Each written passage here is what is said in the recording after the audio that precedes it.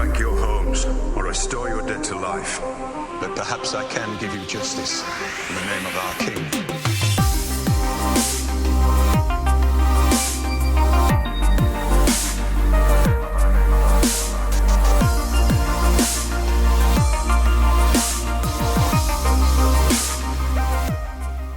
Hey everyone, today I want to answer a few questions I've received about all things Game of Thrones. With that being said, let's get into the first question. I have been noticing that many people keep saying "you know nothing Jon Snow" to Jon. People like Ygritte and Melisandre tells this to him. Does this foreshadow anything? Please throw some light on it. Great question. Let's talk about the true meaning behind "you know nothing Jon Snow."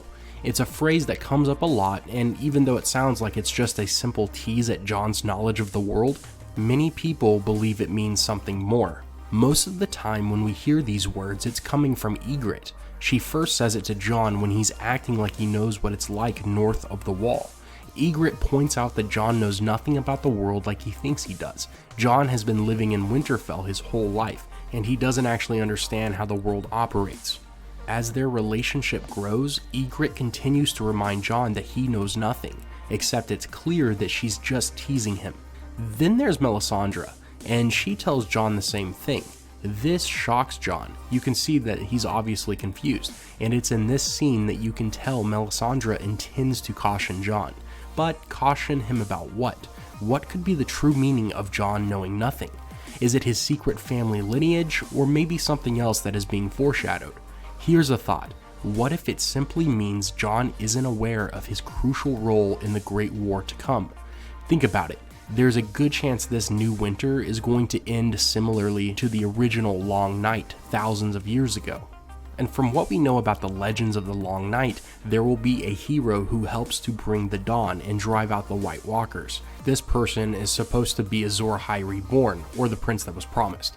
Jon has been associated with many theories concerning Azor Ahai and other prophecies, so it doesn't seem like too far of a reach for Jon Snow to become the hero who attempts to save mankind.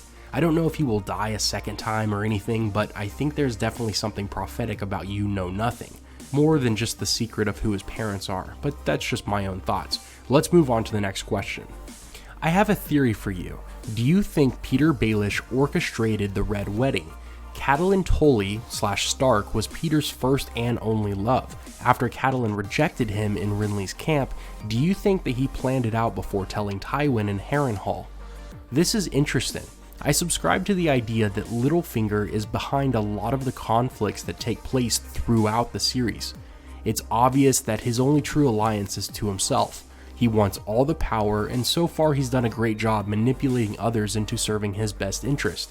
Now, did he have a hand in the Red Wedding? Maybe. While it seems like there was enough passion to kill the Starks from the point of view of the Lannisters and the Freys, it's possible that Baelish moved everyone in the right direction. One thing to note is Robb Stark's army was strong. In different battles throughout the War of the Five Kings, the North continued to destroy their opponents. Even Tywin knew the dangers of going to war with Robb Stark. So eliminating Robb and his mother at the Red Wedding could be the most efficient way to put an end to the war, the Stark side of it at least. But let's go back to Baelish for a moment. Would he have the motive to kill Robb and Catelyn?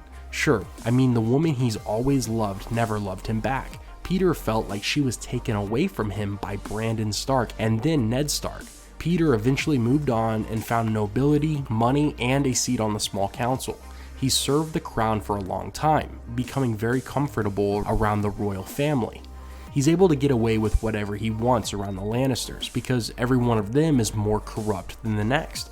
The Starks, however, aren't similar in this way. Honor is everything. If Robb had lived and continued to fight, he may have accumulated enough support to overthrow the crown. Baelish would then have to prove his worth in hopes to have a spot in the royal food chain. And what Stark other than Sansa would ever have Baelish advising them? I think the Red Wedding happened the way it seems, and probably isn't any more of a conspiracy than what we know it to already be. I hope that answers your question. In episode 1, Dany picks up the green dragon egg which later becomes the series. I think you mean Rhaegal. Could this be a curse like when King Robert touched the Stark family? Okay, well, when I think back to the show, I believe Dany touches Drogon's egg and Rhaegal's egg at different times. And then when the dragons hatch, they climb all over her. So the idea of a curse being associated with Daenerys touching the dragon eggs would mean that they should all die, since she has touched all of them. The reason Robert's curse seems very logical in comparison is because if you go back and watch every scene that includes Robert Baratheon, there's only a handful of people that he touches, and all of them actually end up dying. As for Dany, well, she's touched way too many people.